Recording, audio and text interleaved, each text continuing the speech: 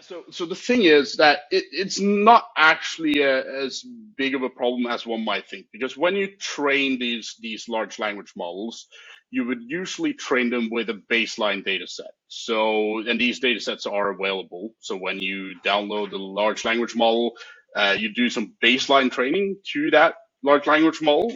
We call them parameters. It's been trained on all manner of different parameters and balanced. So the baseline knowledge of a large language model is already pretty good.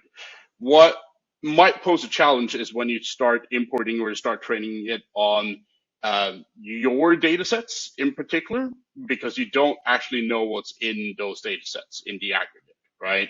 So there might be biases and sort of things in your own data that might pose a problem. And the way that you smooth that out is essentially, or the best way, in my opinion, at least, is synthetic data. So essentially fake data that is, or has its basis in real data points.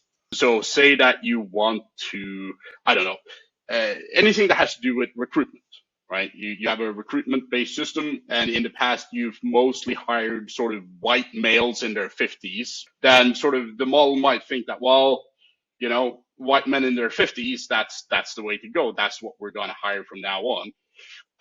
Then instead of doing that, before you train your model on that data set, what you would typically do is you would go in and you would create a set of fake employees that sort of is more diverse, right? So maybe some females, maybe some ethnical or differences in ethnical backgrounds, right?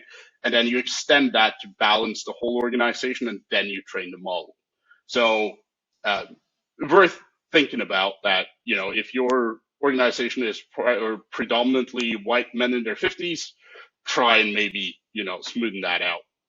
Because that might come back and bite you in the ass from like a regulatory compliance and all of that perspective later.